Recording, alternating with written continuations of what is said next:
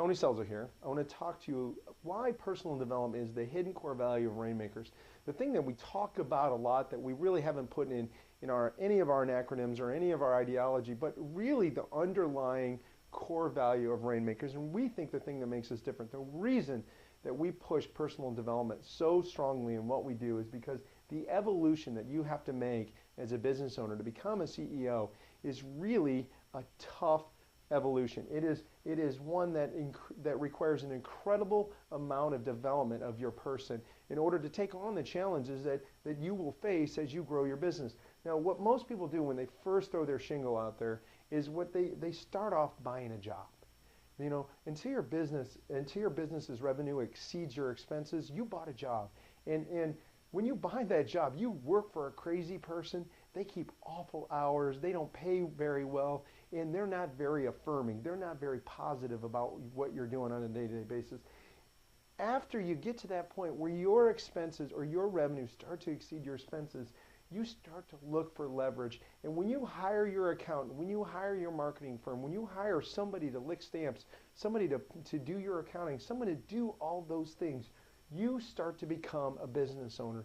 That's where that true first baseline leverages. A lot of people will make that first hire and they'll leverage into management or they'll leverage into selling, and they really haven't maximized what their personal output can be.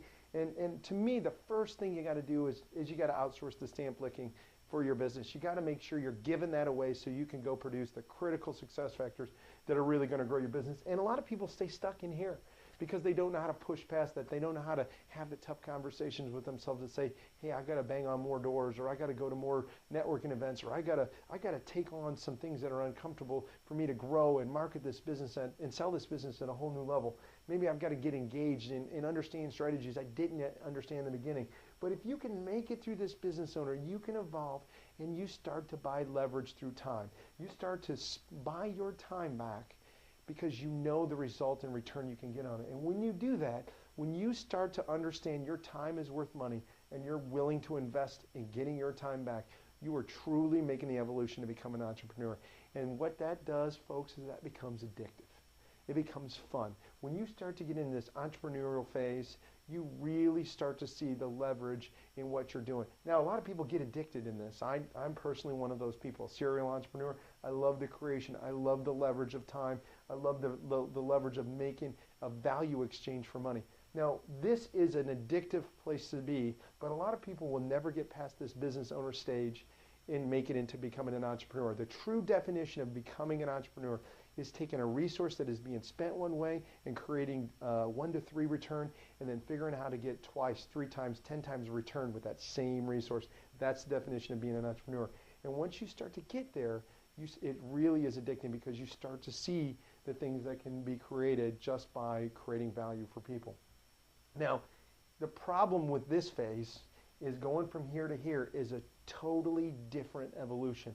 Learning how to run an organization that is moving in one direction is totally, and a lot of times different, completely from the same skills you use to become an entrepreneur.